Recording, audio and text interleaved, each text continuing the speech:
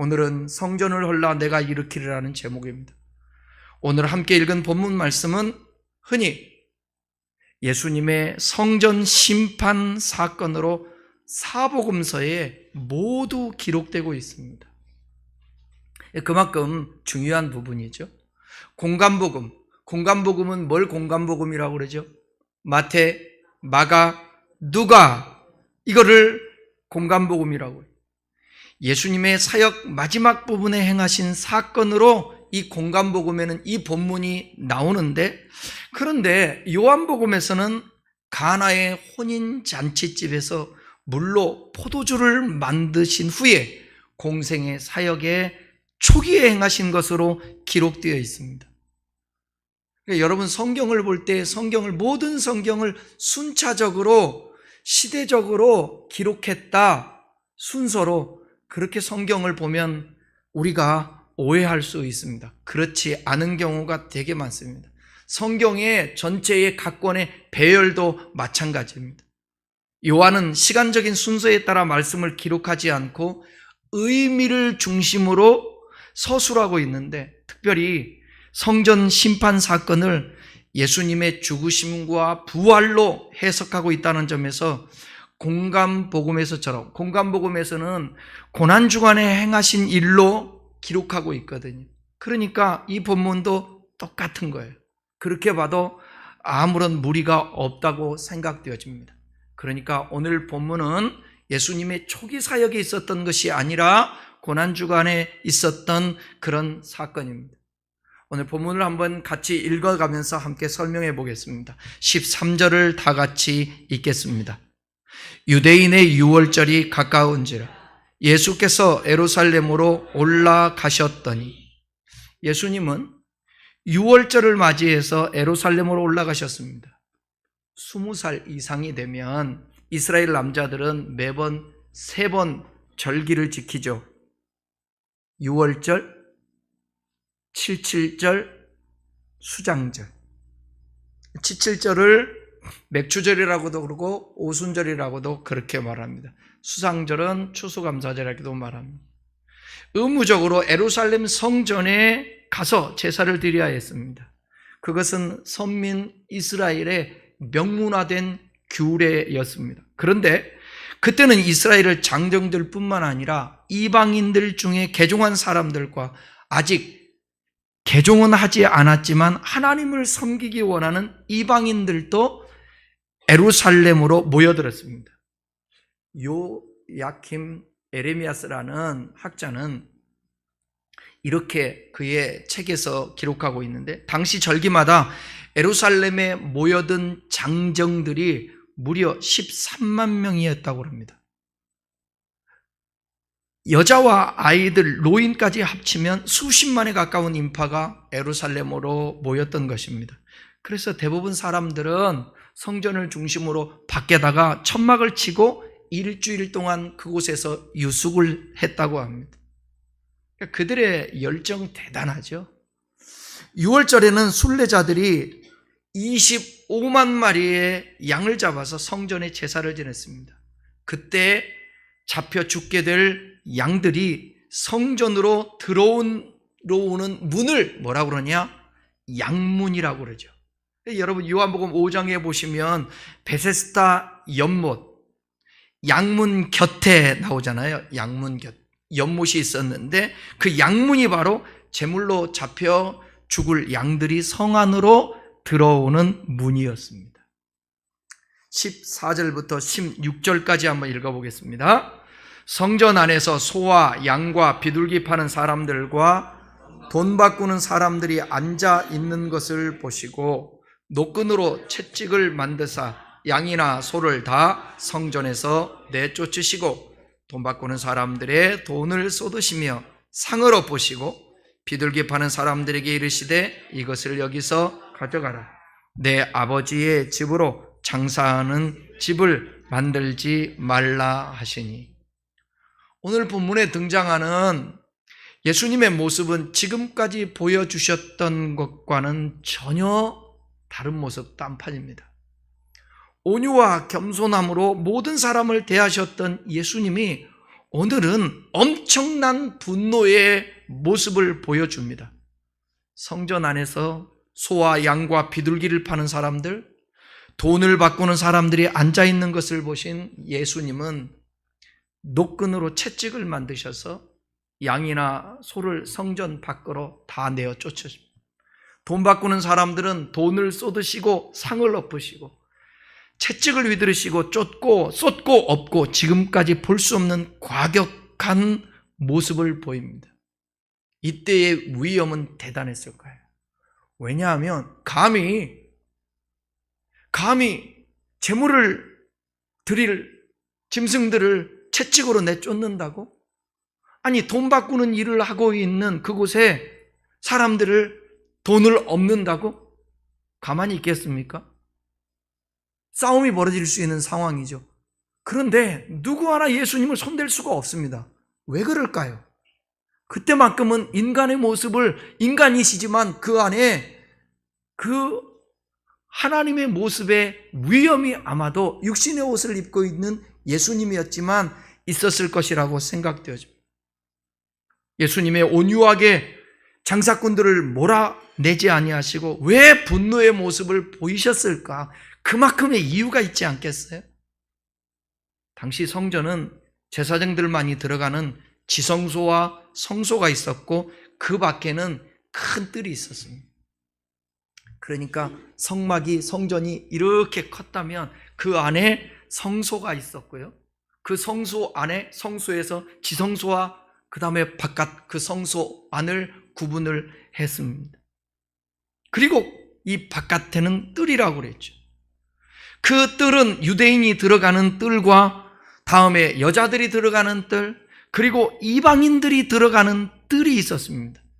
장사꾼들이 장사를 하고 있는 그곳은 이방인들이 들어가는 뜰, 이방이라는 뜰을 성경 읽어보면 나오잖아요.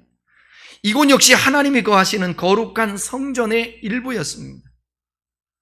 그런데 이곳에서 지금 장사하는 행위가 벌어지고 있는 거예요. 이렇게 된 이유를 설명할 테니까 잘 들어보십시오. 절기를 지키기 위해서 예루살렘에 올라온 술객들은 성전에 들어갈 때에 속전이라는 불리는 성전세를 냈어요. 성전세. 한번 따라합시다. 속전. 네, 속전은 성전세를 내야 하는 거예요. 이 성전세는 유대 화폐로 반세겔이었어요. 반세겔은 뭐냐? 노동자들의 이틀치 임금에 해당되는 거예요. 지금으로 얘기하면 그냥 기본적으로 20만 원 정도 내야 성전에 들어갈 수 있어요. 그런데 당시에 노마의 지배하에 있었기 때문에 흩어져 있는 디아스포라의 유대인들뿐만 아니라 식민지 유대 땅에 사는 유대인들은 모두 화폐를 뭐를 썼느냐? 노마 화폐나 헬라의 화폐를 쓰게 되었습니다. 그런데 그 노마의 화폐에는 황제의 형상이 새겨져 있어요. 그래서 유대교의 성전에서는 그 돈을 받지 않았습니다. 왜? 황제의 얼굴이 그 동전에 새겨져 있으니까. 성전세는 그래서 오직 세겔로만 받았어요. 그래서 6월절에 지키러 온 많은 사람들이 모두 의무적으로 자신의 돈을 세겔로, 노마의 화폐라든지 헬라의 화폐를 세겔로 바꿔야 했습니다. 그래서 절기 때가 되면 성전 마당과 부근 감난산 일대에 환전상들이 있었던 거예요. 왜? 돈을 바꿔야 되니까. 그래야 성전세를 내니까. 그런데 그 환전상들을 관장하는 기관이 바로 어디였는가? 최고 의결 기관이었던 바로 사내들린 공의회였어요. 그래서 사내들린 공의회 절기 때마다 환전을 통해서 이들은 엄청난 부를 축적할 수 있었습니다. 반세겔을 바꿔주는데 반세겔에 50%의 수수료를 받았어요. 상상가지요? 도둑놈도 이런 상도둑놈들이 없습니다. 예배당에 제사장에 제사 드리는 성전에서. 뿐만 아니라 예루살렘의 순례로 온 유대인들은 성전에서 제사를 지내야 되잖아요. 그때 제물이 필요한데 그때에 점없고 흠없는 제물을 바쳐야 돼요. 그게 레위기서의 제사법이었어요. 그런데 순례를 오는 사람들이 아무리 자기 집에서 실하고 좋은 가축들을 끌고 와도 예루살렘에 도착하면 살이 빠지고 다리가 이상해지고 흠이 생기잖아요. 그러니까 제사장들이 이거 보고, 그거 하나님이 여러분 끌고 올 때 발에 흠이 생겼다, 올 때 살이 빠졌다, 그거 안 받으시겠습니까? 흠없고 점없이 말하는 의도를 생각해야죠. 부정으로 부정한 것으로 드리지 말라는 거죠. 근데 제사장들은 불합격 판정을 내립니다. 그러니까 어떻게 해요? 다시 가서 가져올 수도 없고. 그래서 성전 부근 감난산 일대에 4곳에 가축 시장이 있었어요. 성전의 이방인들의 뜰에까지 가축을 파는 가축상들로 붐볐습니다. 왜? 아니, 갖고 와봤자 불합격 판정하니까 아예 안 갖고 오고 돈 가지고 와서 가축을 사. 그러니까 그 얼마나 많은 가축들이 그 감남산 주변에 있었겠어요. 그러니까 장사판이 되는 것입니다. 그 장사 가축상들을 주관하는 사람이 누구였느냐? 제사를 집례하는 제사장들이었어요. 특별히 대제사장. 그래서 자기가 관장하는 가축시장이 재물이 아니면 수시로 불합격 판정을 내리는 바람에 멀리서 오는 사람들이 아예 집에서 가축 가져올 생각을 못하고 와서 사게 만듭니다. 쌀까요? 비쌀까요? 완전한, 이게 오늘날 얘기하는 카르텔입니다. 이런 모습을 주님이 보셨다고요. 대제사장은 무리들은 거기에서 엄청난 재물을 축적할 수 있었습니다. 지금 성경이 그러한 성전을 등장시키는 이유는 하나님을 섬긴다는 이 명목하에 자신들의 이익을 챙기기 위해 성전을 이윤 추구의 장소로 만들어버린 죄악들을 총체적으로 상징하기 위함인 것입니다. 오늘날 우리의 신앙을 도전하는 물질주의, 기복주의, 그러니까 하나님의 전을 찾는데 하나님을 우리가 다 대제사장, 이게 제사장 아닙니까? 왕 같은 제사장이잖아요. 이제는 제물이 필요 없잖아요. 내가 제물인데. 그런데 주님 전에 오는 목적이 뭐냐? 이 백성은 내가 나를 위하여 지었나니 나의 찬송을 부르게 하려 하심이라. 창조의 목적이 분명히 있음에도 불구하고 하나님을 내가 중심이 되어서 그 창조주를 부리는 거예요. 창조주를 이용하는 것입니다. 얼마나 타락했으면 주님이 이토록 화를 내시면서 성전에서 엎으셨을까요? 잘 들으셔보세요. 여기 성전의 개념과 시장의 개념이 대립하는 바로 이 본문인 사건이에요. 성전은 하나님 아버지가 거하는 집입니다. 만민이 모여서 하나님께 기도하는 곳입니다.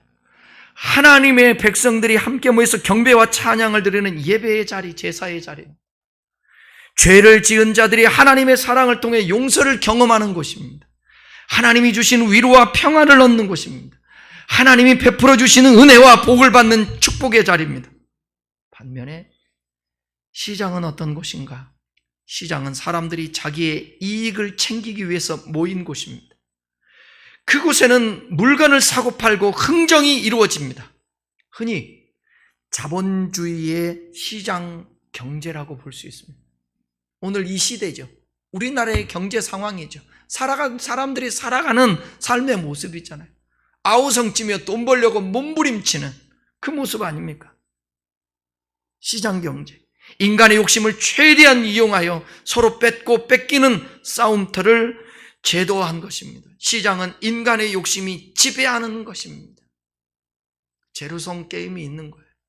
이 호주머니에서 이쪽으로 옮겨. 하나님 편에서 보게 되면 뭐냐? 함께 골고루 공유하고 나누고 그래야 될 이 시장이 아니야. 경제라는 명목 아래 자본주의, 개인의 능력을 주장하다 보니까 오직 이득만을 취하는 것입니다. 그래서 여러분 세리, 삭개오가 나오는 것입니다. 근데 예수를 만나고 나니까 회개하고 변화되어서 내가 토색한 일이 있으면 남의 것을 빼앗건 그냥 카람되고 빼앗은 것이 있으면 내가 4배나 갚고 내가 가지고 있는 재산의 절반을 팔아서 가난한 자들에게 주겠습니다. 이게 성경주의예요.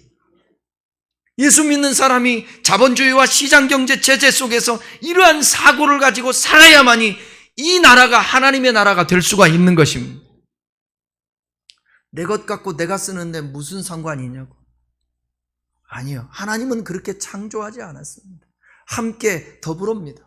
함께 울고 함께 웃는 그런 공동체, 나라, 세상을 하나님께서 원하시는 것입니다.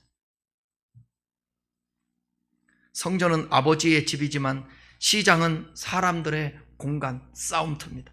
성전은 만민이 모여서 기도하지만 시장은 자신의 유익을 위해 자신의 주장을 펴는 곳입니다.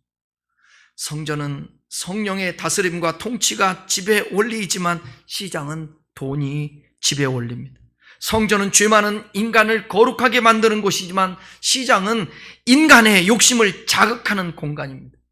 성전은 하나님이 복을 주시는 공간이지만 시장은 사람이 자신의 방법으로 복을 만드는 곳입니다.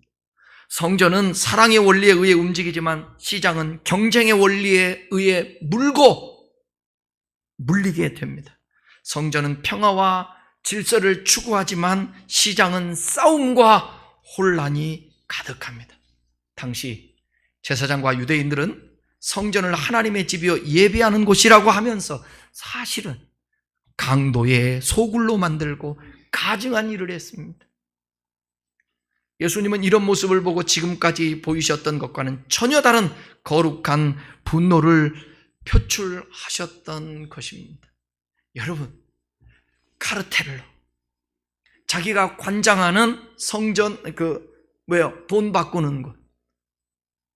대제사장들은 네 곳에 사람을 심어서 재물을 바꾸게 하는. 그리고 성전에 들어가서 거룩하신 하나님 앞에 임재해달라고 그러고 지성소에 그 양을 잡아 짐승을 잡아 핏사발을 들고 가서 하나님 죄를 사하달라고. 이거를 주님은 뭐라고 그러냐? 가증하다. 그래서 이사야서나 말라기서에서는 너희들이 무수한 재물을 가지고 와도 나는 받지 않겠다. 아무리 깨끗하게 보이는 그 재물을 갖고 제사장이 잡아서 피를 흘려 들어간다 할지라도 나는 받지 않겠다. 여러분, 비록 깨끗하지 않아도 그 정성 들여 가지고 왔던 하나님, 주님 흠없이 드리라고 했는데 저 마음의 중심을 받아주시고 다리가 오다가 꺾였습니다. 하나님, 살이 멀리에서 5일 10일 동안 오다 보니까 이렇게 야위였습니다. 그래도 저들의 중심을 보시고 받아주시옵소서. 각을 떠 번제단에 드리면서 피를 흘려 그 피를 받아 그 핏사발 가지고 지성소에 들어가서 하나님 앞에 제사할 때에 하나님이 그것을 거절한다면 하나님이 아니죠. 하나님은 사랑의 하나님이신데 주님이 이렇게 말씀했잖아요. 나는 제사를 원치 않아. 번제를 원치 않아. 나는 너희들이 나를 알기를 원하고 나를 사랑하기를 원하는 거야. 할렐루야. 17절을 읽어보겠습니다. 제자들이 성경 말씀에 주의 전을 사모하는 열심이 나를 삼키리라 한 것을 기억하더라. 제자들이 성경을 인용하여 말합니다. 그 성경이 뭐냐? 시편 69편 9절인데 주의 전을 사모하는 열심이 나를 삼켰도다. 이 말씀은 다윗이 하나님의 성전을 사모하여 건축하고 싶었던 심정을 말하고 있는데 다윗은 주의 전을 위한 열성이 특심하였다고 말을 합니다. 우리의 마음이 이래야 되지 않을까? 시편 84편에서 이렇게 노래하는데 84편 1절에서 4절과 40절을 우리 함께 읽어보겠습니다. 만군의 여호와 주의 장막이 어찌 그리 사랑스러운지 내 영혼이 여호와의 궁정을 사모하여 쇠약하며 내 마음과 육체가 살아계시는 하나님께 부르짖나니 나의 왕 나의 하나님 만군의 여호와여 주의 제단에서 참새도 제 집을 얻고 제비도 새끼들 보금자리를 얻었나이다. 주의 집에 사는 자들은 복이 있나이다. 그들이 항상 주를 찬송하리. 주의 궁정에서의 한날이 다른 곳에서의 첫날보다 나은즉 악인의 장막에 사는 것보다 내 하나님의 성전 문지기로 있는 것이 좋사온. 다윗은 성전을 얼마나 사모했던지 몸에 병이 날 지경까지 이르렀습니다. 세상에서 첫날을 사는 날보다 주님의 성전 궁정에서 한 날이 더 소중하다고 노래를 합니다. 이런 다윗의 성전을 향한 열심히 하나님을 기쁘시게 한 줄을 믿습니다. 그런데 그 성전을 강도의 구렬로 만들어요. 18절 읽겠습니다. 이에 유대인들이 대답하여 예수께 말하길 내가 이런 일을 행하니 무슨 표적을 우리에게 보이겠네. 유대인들은 오직 표적만을 원해요. 항상 자기가 뭔가 보기만을 원하고 능력만을. 유대인들은 이런 일을 할 수 있는 권세를 가진 사람은 우리가 기다리는데 메시아밖에 없다. 네가 만약에 메시아라고 맞다면 예수님께 하는 말이에요. 우리가 놀랄만한 표적을 행할 수 있어야 하는데 그 표적 한 번만 보여봐라. 그러면 네가 하는 말을 믿을 테니까. 저와 여러분이 이럴까 봐 정말 깨어 있어야 돼요.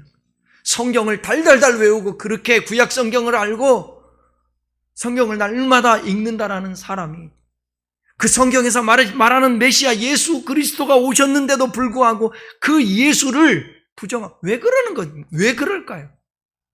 예수가 목적이 아니에요.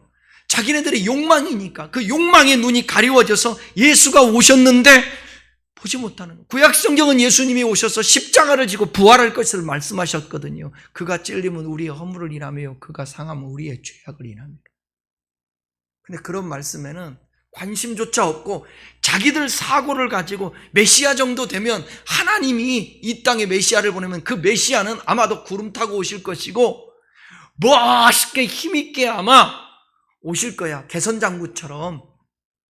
무슨 유대 땅 베들레헴에서 초라하게 나사렛에서 뭔 선한 것이 있다고 거기에 메시아가 올 거야.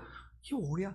여러분 욕망을 가지면 그러는 거예요. 여러분 깨어서 우리가 정신 차리지 않으면 다시 오실 예수, 재림하실 예수를 맞이할 수 있는 우리가 통찰력이 없어서 막 살아요. 누구와 같이? 노아의 때와 같이 먹고 마시고 시집가고 장가가고. 이 말은 뭐냐?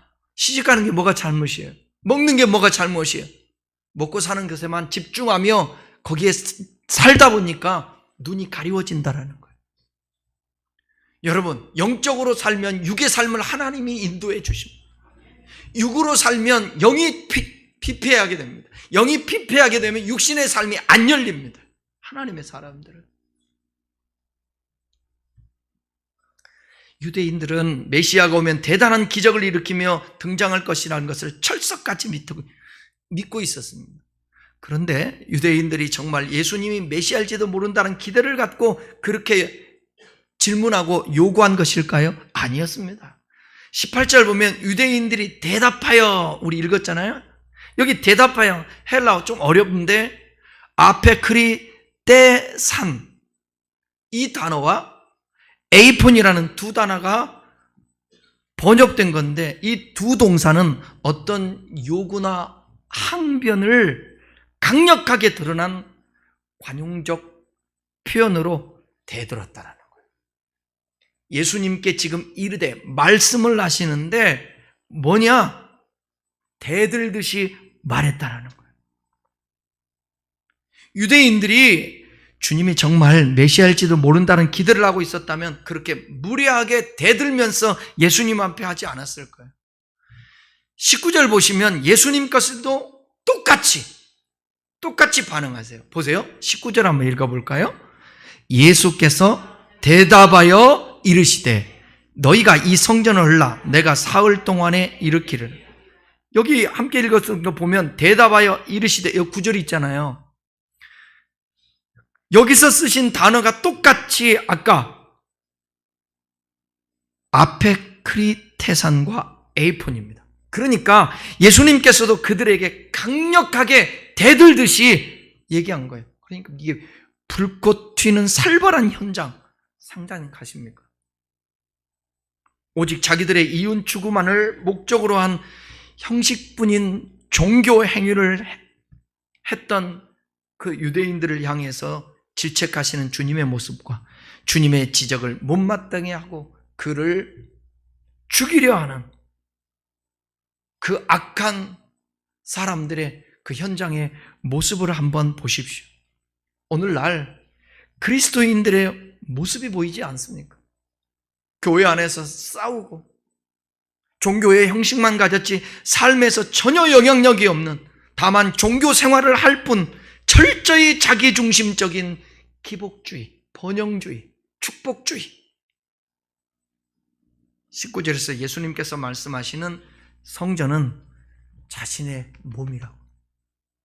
성전을 너희가 헐라. 내가 사흘 만에 일으키리라. 여기에서 성전은 자기 몸을 얘기하는 것이에요. 21절 읽겠습니다. 22절 유대인들이 이르되 이 성전은 46년 동안에 지었거늘 내가 3일 동안에 일으키겠느냐 하더라. 그러나 예수는 성전된 자기 육체를 가리켜 말씀하신 것이라. 너희가 성전을 헐라라는 것은 너희가 나를 죽이라는 뜻이에요. 예수님은 성전을 더 이상 건물로 보지 않으십니다. 십자가의 죽으심을 통해서 온전히 하나님께 나아가는 산길을 열으셨는데, 실제로 예수님께서 십자가에 달려 돌아가셨을 때 여러분이 잘 아시는데 이제는 성전의 의미를 없애버리는 거예요. 그래서 성소의 휘장이 위에서 아래로 찢어집니다. 죄로 막혔던 하나님과 인간 사이에 새로운 산길이 뚫렸는데, 건물로서 이제 성전이 아닌 예수 그리스도의 몸을 통해서 거룩하신 하나님 앞으로 나갈 수 있어요. 그래, 이제는 예수님이 십자가에 죽으실 때에 지성소와 성소 사이에 있는 휘장이 찢어짐으로 말미암아 그 이후로는 이제는 성전이 필요가 없어지게 된 거예요. 이제 성전이 필요 없어졌어요. 성전이 있으면 뭐예요?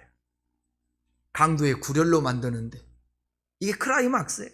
그 때가 돼서 예수님께서 이걸 지적하고 이제는 내가 성전이다.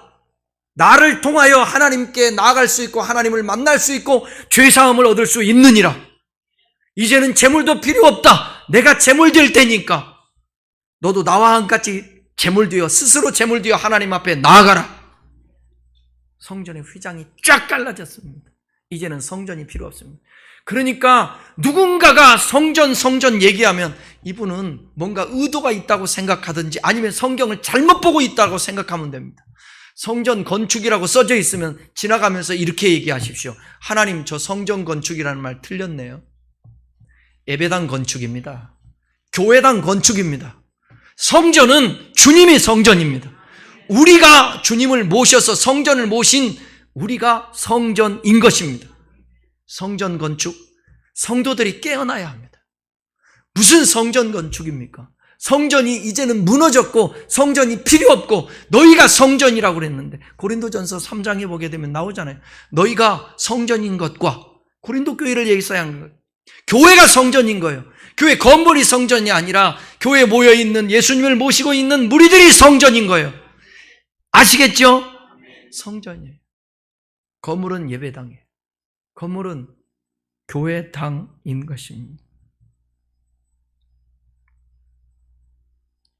예수님이 단번에 자신의 몸을 십자가에 들으심으로 모든 인류를 위한 구원의 길을 여셨습니다.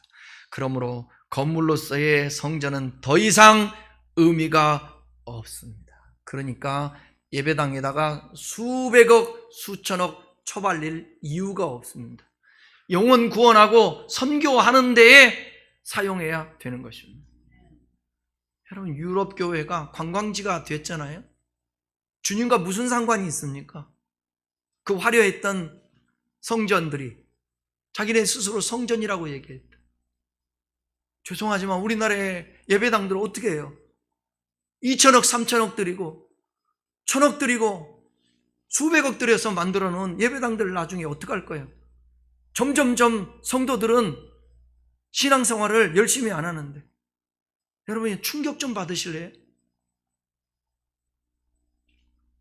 한국 교회의 가장 큰 교단이라고 하는 장자교단이라고 하는 통합측 같은 경우도 여러분 주일학교가 50%가 없습니다. 교회만. 청년들 전도율 3% 얘기하는데 그 3%도 교적 중심으로 얘기하는 거예요. 교회 나오는 사람은 1%나 될까요? 지금? 청소년들? 아예 교회? 누가 선생님들을 뺨을 치고 여러분 교권이 무너지고 선생님한테 대들고 엄마 아빠한테 전화하는데 그런 아이들이 교회 와서 너 이렇게 해라 저렇게 해라. 교회 오면 늘 훈계인데요. 너 그렇게 하면 안 돼. 옛날에 제가 주일학교 전도사일 때 예배당에서 얼마나 속을 썩이는 형제가 있었는지. 아니 딸기를 갖고 왔으면 교회 딸기 먹으려고 딸기를 가지고 와. 딸기는 어디로 들어가야 돼? 입으로 들어가야 되는데 왜 예배당 천장에다 던지고 노냐고. 이리 와. 이놈의 새끼 엎드려 뻗쳐. 엎드려 뻗쳐서요 강목으로 때리려고 내가 많이 얘기했잖아요. 네가 때릴래 아니면 네가 맞을래. 이놈이 아프니까 맞기가 아프니까 지가 나를 때리려고 내가 엎드렸어. 그리고 세게 때리지는 못하고 이놈의 새끼 정신 차리라고 얼마나 혼냈는지. 약 올리고 도망가. 얼마나 달리기도 빠른지 몰라. 강남의 삼성동 진흥아파트 쪽인데 여러분 길이 참 이게 평탄하고 좋아요. 도망가잖아요. 달리기가 빨라가지고 제가 또 못된 그 성질이 있잖아. 맨발 벗고 뛰어가요. 기어이 잡아요. 그리고 교회 데리고 와서 앉혀놓고 훈계하는 거예요. 지금 캐나다에서 예수 잘 믿어요. 그 놈은 예수 잘 믿어요. 근데 오늘날 교회에서 제가 그렇게 해보세요. 요즘 교사들이 그렇게 해보세요. 교회에서 난리 납니다. 교회가 앞으로 희망이 있다고요? 이스라엘 백성들이 유대인입니다. 직접 하나님을 배웠던 사람들도 있었습니다. 그 전통으로 내려와서 하나님의 말씀을 직접 보고했는데 유다, 이스라엘, 북이스라엘, 남유다 다 망했습니다. 이 세상은 여러분 절대로 이 땅이 우리가 하나님 나라를 꿈꾸며 한 명이라도 저 전도에서 그렇게 하도록 몸부림치지만 이 땅에서는 하나님 나라가 안 됩니다. 사람들이 말세에는 고통한 때가 이르러서 점점점 악해지기 때문에 그렇습니다. 사랑하는 큰나무 교회 여러분, 우리가 깨어서 진짜 예수를 믿어도 똑바로 믿고 건물 중심이 아니라 각자가 성전으로서 함께 공동체를 이루어 우리가 이 예배하는 성전이 거룩한 공동체가 되어야 되는 것입니다. 하나님이 받으실 만한 그 제사, 예배가 되어야 되는 거예요. 너희는 이 세대를 본받지 말고 하나님이 기뻐하시는 거룩한 산 제사를 드리라. 근데 온통 교회 안에도 제가 별로 간증을 안 좋아해요. 저는 간증의 토양이 있는 교회에서 신앙생활을 했어요. 철야 때마다 간증을 합니다. 1시간 반, 2시간씩. 그러면 한 사람씩 나와요. 이렇게 해요. 할렐루야. 저는 우리 아들이 병들었었는데 나았습니다. 하나님께 영광 돌립니다. 사업이 망했었는데 사업이 회복돼서 성공해서 지금 11조가 3배로 늘었습니다. 할렐루야. 우리 아들이 참 직장 때문에 힘들었는데 제가 기도원 올라가서 일주일 금식하고 났더니 직장이 취직이 됐습니다. 영광 돌립니다. 그러니까 그 응답을 못 받는 사람들은 항상 위축이 돼서 나는 뭐지? 내가 뭐 잘못하고 있나? 헌금을 안 해서 그러나? 예배를 안 드려서 그러나? 그래서 그 사람들이 공통점은 뭐냐면 계속 해야 될 게 뭐냐? 작정기도. 밤마다 가서 기도원 올라가고 그래도 안 돼. 뭐지? 그게 저였어요. 그래서 그때 성경을 다시 보기 시작한 거예요. 성경 말하죠. 축복받은 것을 자랑하라. 성경에 없어요. 신약성은 보세요. 예수님, 약한 것을 자랑해라. 예수님을 자랑해라. 간증이거든요. 그러니까 저는 지금 자식을 잃었습니다. 남편을 잃었습니다. 그러나 하나님의 섭리를 믿고 천국에 가서 만날 것을 믿고 오늘 이 고난 가운데서도 저는 주님 바라보면서 버티고 인내하면서 이 길을 갑니다. 저는 이런 간증 한 번도 들어본 사실이 없어요. 예수 믿고 다 복받아서 잘 되면 우리는 뭐예요? 우리는 뭐냐고요? 교회가 이걸 조장합니다. 교회가 부자들은 띄워요. 높아진 사람들은 띄워요. 그리고 박수를 쳐요. 그리고 그런 사람들의 눈치를 봐요. 지도자들은. 이게 교회냐고요. 이게 성전이냐고요. 그걸 지적하는 겁니다. 지금. 성전은 사기치는 데가 아니라, 성전은 성공하는 데가 아니라, 성전은 내가 죄인인 것을 알고 죄 사함을 받는 곳이고 하나님의 위로를 받는 것이고 하나님의 말씀을 받아 말씀대로 살아낼 때에 주님께서 뜻이 있어서 열매로 물질을 주시면 물질을 많이 받아서 나누면 되는 것이고 높이 올려주면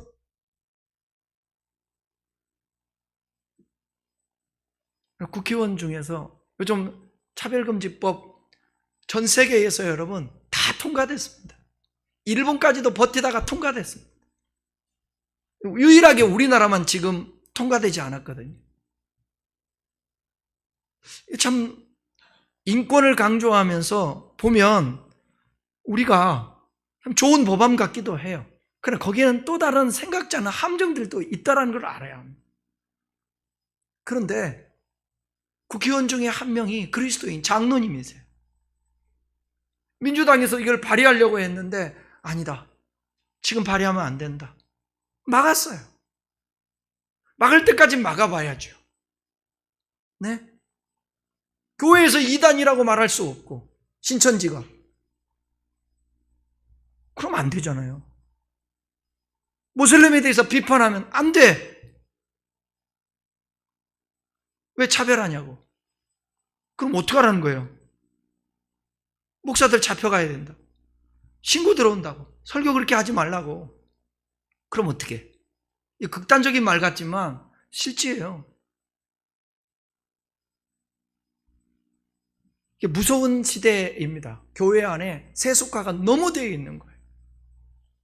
교회는 거룩해야 될 공동체의 모습입니다. 교회만큼이라도 그걸 지켜나가야죠. 예수님이 차라리 성전 헐라. 이런 거 필요 없다. 너희들 아무리 이렇게 성전을 강도의 구렬로 만들어 여기서 제사한다고 하나님이 그 제사를 받으시겠느냐? 아니다. 그리고 주님이 다 들러엎고 나를 죽여라. 내가 성전이다. 성전을 헐라. 그런데 이 성전은 46년 동안이나 지었는데 네가 3일 동안을 일으키겠다고? 당시에 헤롯이 지었던 성전은 예수님 당시에 46년이 되었지만 그 후에도 계속 증축해서 주 64년에 완성이 됐습니다. 83년간 공산 셈이에요. 그런데 여러분 보세요. 그렇게 잘 지은 성전인데 주님이 의미가 없으니까 무너뜨리는 거예요. AD 70년에 그냥 예루살렘 성전이 무너지지 않습니까? 돌 위에 돌 하나 남지 아니하고 내가 성전이야. 너희들이 나를 죽일 거야. 이 성전을 파괴했듯이 성전의 건물은 버젓이 있는데 제사의 행위는 여전히 있는데 하나님이 임재하시고 하나님이 받으시는 제사가 아니에요. 예배당에 모여서 예배는 드리지만 하나님이 받으시는 예배가 안 된다고 한다면, 어떤 교회 목사님은 미치겠대요. 가슴을 치고. 왜? 초신자인데 완전히 그냥 자기 부인 때문에 와서 앉아 있는데 얼굴 쳐다보지도 않고 교회는 또 열심히 한대요. 봉사할 거는. 근데 예배 시간에는 자기는 하나님 말씀 안 듣는다고 휴대폰 꺼내고 휴대폰 가지고 휴대폰 보고 있어요. 이거 어떻게 해야 됩니까? 이 시대의 가장 적이 휴대폰이에요. 요거. 예배 시간에 이거 펴놓고 있어요. 죄송하지만 어쩔 수 없으면 여러분 성경을 통하여서 이 휴대폰으로 성경 보지만 되도록이면 성경 갖고 다니세요. 마지막 보루. 이게 진리는 아니지만 지킬 건 좀 지켜줘야죠. 우리도 끝까지. 나중에 어차피 바뀔 건데 이제 문서 이거 있겠어요? 종이? 그러나 버틸 때까지 함께 버텨주는 거예요. 그게 우리의 또 역할이니까. 예수님께서 야, 성전 필요 없어. 성전을 허물어버려. 내가 성전 될 테니까 나를 죽여라. 그리고 예수님이 나중에 죽게 되는 거죠. 표적을 보여달라고 유대인들에게 너희가 나를 파괴하라. 그러면 내가 사흘 만에 다시 살리리라. 뭔 뜻인지 몰라요, 이 말이.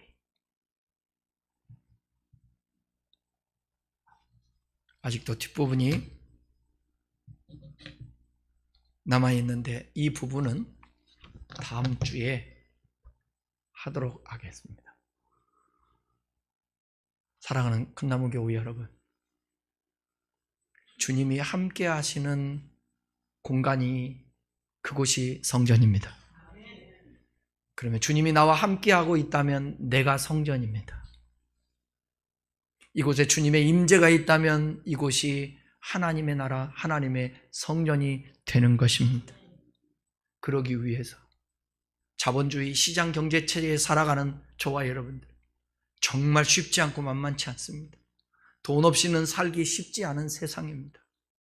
이 세상 속에서 그럼에도 불구하고 열심히 일하되 불의가 없고 하나님이 도와주시고 우선순위가 여러분 신앙이어야 되고 영혼을 지켜서 마지막 그 주 예수 그리스도 성전된 주님이 내 안에 거심으로 말미암아서 그 주님으로 죄사함 받고 주님으로 중보자돼 하나님 앞에 나아가는 영생 얻는 저와 여러분 될 수 있기를 주님의 이름으로 축원합니다.